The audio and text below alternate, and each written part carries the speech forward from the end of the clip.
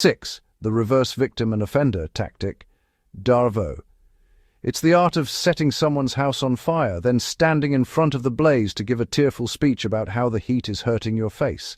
And why would that homeowner be so cruel as to build such a flammable house? DARVO is an acronym for deny, attack, reverse victim, and offender. When confronted with their wrongdoing, the manipulator first denies the behavior occurred. Then, they attack the accuser's character, motives, or sanity. Finally, they reverse the roles, portraying themselves as the true victim of false accusations or unfair treatment. This tactic paralyzes the real victim with confusion, guilt, and self-doubt, while derailing the conversation entirely. When Rachel finally gathered the courage to tell her father that his constant mocking jokes about her weight had hurt her for years, he didn't miss a beat. First, deny. "I never said that. You have a terrible memory. You're so sensitive."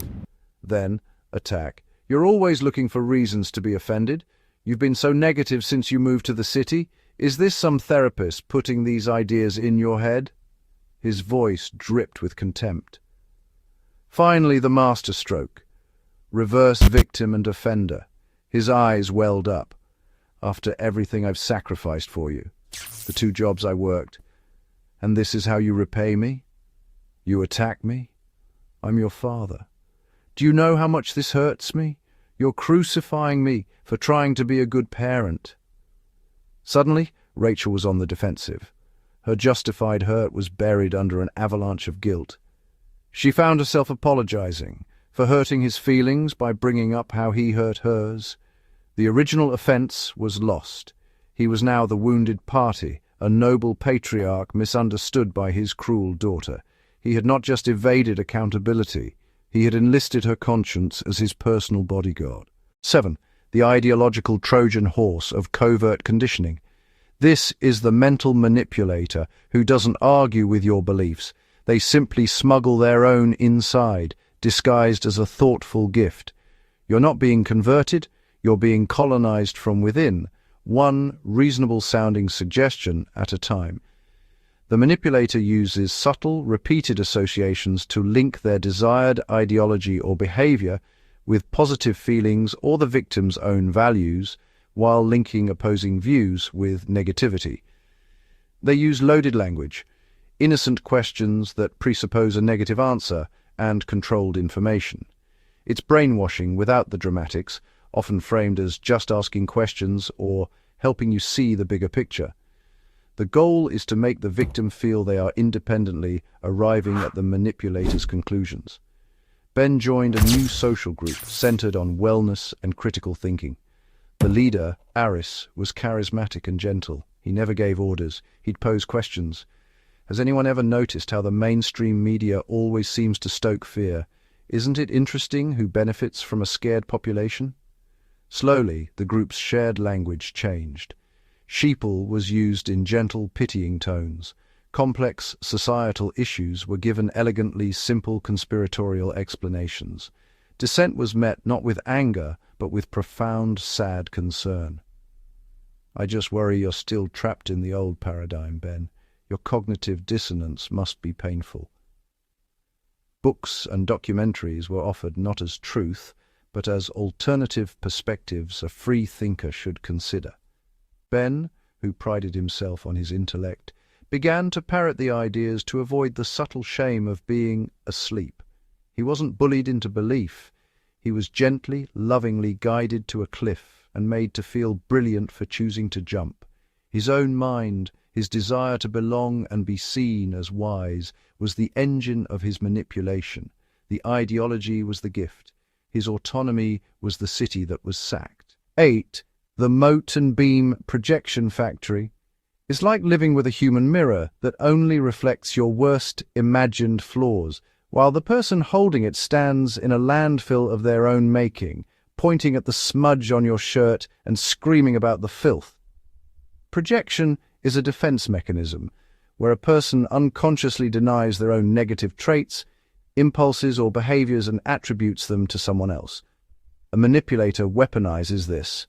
They accuse you of the very things they are guilty of with vivid, specific detail. This serves two purposes. It externalizes their own shame, and it puts you on the defensive, scrambling to deny an accusation while the real issue, their behavior, is completely obscured. You end up exhausted trying to prove you're not the liar, the cheater, the manipulator, while they get a free pass. Leo's partner, Sam, was a fortress of projected guilt.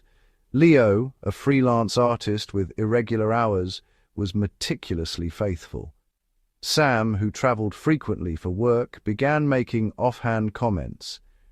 "You're being so secretive with your phone lately," they'd say, a playful nudge that didn't feel playful. "Who's this new client you're having all those Zoom meetings with?" When Leo laughed it off, the accusations crystallized. After a weekend Sam was away, they returned cold and accusatory. "I know what's going on. The energy is off. You've met someone." The argument was a labyrinth. Leo presented phone records, offered login credentials, his voice rising in desperate frustration. Sam just shook their head, a portrait of wounded wisdom. "The lady doth protest too much, Leo. This rage, it's what guilty people do." Months later, Leo discovered the credit card charge for a romantic dinner in another city, dated the very weekend Sam had accused him. When confronted, Sam's face morphed into one of pure, righteous fury. "You're spying on me. After all your emotional affairs, you have the audacity to track me? You're pathological." The conversation never touched Sam's infidelity. It became, instantly, about Leo's violation of trust for discovering it. Leo was left standing in the wreckage of an argument about his own imaginary sin, while the real bomb that had gone off was buried under the rubble of projection. 9. The fog dispenser. Fear, obligation, guilt. This is the emotional equivalent of a subscription service you never signed up for, but the bills keep coming. Fear is the late fee.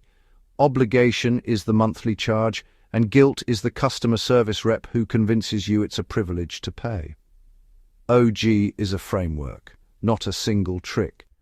A manipulator cultivates a dense atmosphere of fear, of abandonment, conflict, or their anger, obligation, "After all I've done for you," and guilt.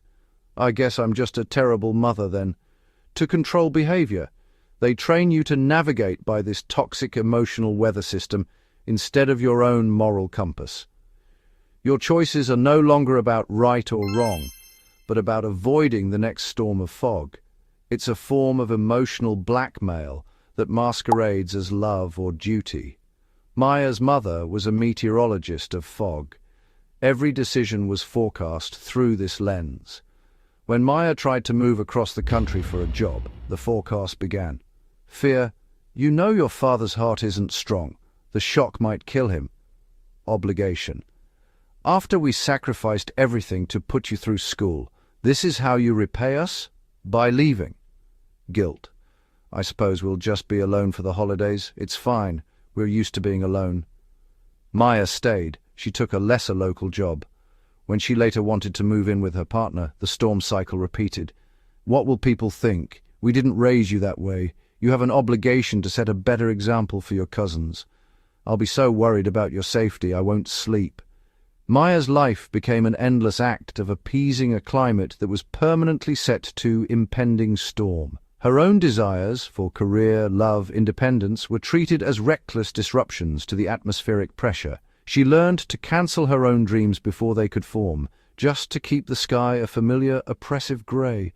The cage wasn't locked, it was just perpetually surrounded by weather too frightening to walk through. Miara 10. The Kafka trap of unfalsifiable accusations.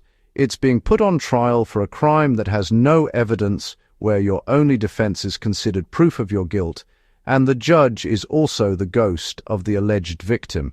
Your innocence is literally impossible to prove because the rules of reality have been adjourned. Named after the nightmarish bureaucracies of Franz Kafka's novels, a Kafka trap is a logical fallacy where denying an accusation is taken as evidence of the accusation's truth, especially in matters of motive or character. For example, you only deny being prejudiced because you're so deeply prejudiced you can't even see it. The accusation is crafted to be unfalsifiable, No evidence can disprove it, because any attempt to do so is absorbed as further proof. It paralyzes the accused in a state of helpless existential frustration. Dr. Evans was a respected professor until a vendetta was born from a student, Colin, who received a failing grade. Colin didn't appeal the grade. He began a whisper campaign. Dr. Evans is subtly hostile towards students from certain backgrounds, he'd murmur. Did you notice he never calls on her? When a colleague gently asked Evans about it, Evans was baffled. That's absurd! My record speaks for itself. Here's my tenure file with letters from students of all backgrounds. The colleague nodded, uneasy. I believe you, of course. It's just the fact that you're getting so defensive about it is what's making people wonder. The trap was sprung. Evans's every attempt to clear his name fed the narrative. Issuing a statement was an overreaction, proving a guilty conscience. Inviting an independent review was a performative attempt to cover his tracks. Staying silent was tacit admission. The accusation, vague, emotional about hidden bias, had no tangible evidence to be refuted. It was a social virus. Evans watched his reputation sicken and die from a disease whose symptom was any attempt to prove you weren't sick. 11. The Salamander's Tale of Strategic Incompetence. This is where learned helplessness gets a PhD and a management position. It's watching a grown adult turn into a drooling amoeba the moment a chore appears, knowing that the sheer agony of watching them fail at loading a dishwasher will eventually compel you to just do it yourself forever. Strategic, or weaponized, incompetence is the performative failure at simple tasks to avoid responsibility. The manipulator doesn't refuse to help, they just do it so spectacularly badly, burning laundry, forgetting crucial steps, creating more work, that you eventually stop asking. It transfers the labor and mental load back to you under the guise of, but I tried, you're just better at it. It's a passive-aggressive coup that entrenches inequality in a relationship. In their shared apartment, Tom became a sovereign nation of uselessness. When his turn to cook came, he'd attempt a meal so inedible it required pizza as backup at double the cost and mess. I followed the recipe, he'd wail over the charcoal chicken. I guess I just don't have your magic touch, Leah. He'd do laundry and turn all her whites a delicate shade of postal blue. But I wanted to help, he'd say, puppy dog eyes wide. The financial ledger he was tasked with looked like a child's scribble. Numbers just confuse me. You're so organized. The frustration was a slow drip, eroding her sanity. Arguing felt cruel. He was trying.